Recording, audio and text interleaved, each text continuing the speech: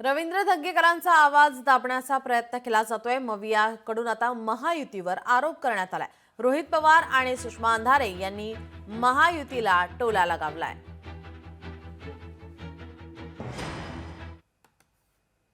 आमचं एवढंच म्हणणं आहे की तुमच्याकडे पॉवर आहे, तुम्ही होम मिनिस्टर आहात, तुम्ही मुख्यमंत्री आहात, तुम्ही उपमुख्यमंत्री आहात, त्यामुळे या पॉवरचा वापर एखाद्या नेत्याला जो लोकांच्या बाजूने गुन्हेगारीच्या विरोधात तिथं बोलतोय याचा आवाज बंद करण्यापेक्षा त्यांना विश्वासात घ्या आणि गुंडागर्दी आणि गुन्हेगारी या पुण्यातून कशी हद्दपार होईल यासाठी प्रयत्न करा।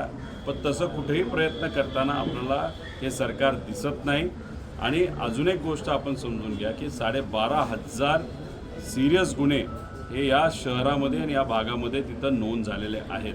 म्हणजे पूर्वी हे विद्येचं माहेरघर असं समजलं जायचं, ते आज गुंडागर्दीचं हे माहेरघर आहे का असं कुठेतरी आता म्हणावं लागतंय। स्वच्छ पुणे सुंदर पुणे हे सुरक्षित पुणे सुद्धा असलं पाहिजे, यासाठी पक्षीय विचार बाजूला ठेवून रवींद्र धंगेकर हे लढत आहेत।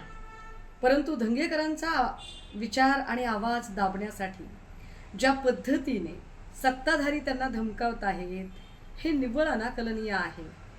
एकीकडे राज्याचे उपमुख्यमंत्री म्हणतायत की धंगेकरांनी लक्षात ठेवावं की ते आता सत्ताधाऱ्यांच्या सोबत आहेत। याचा अर्थ काय दादा?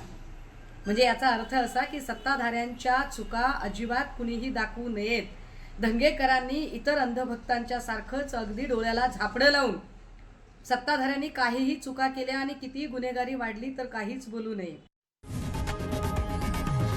लोकशाही मराठी ऐका, पहा, जागरूक रहा।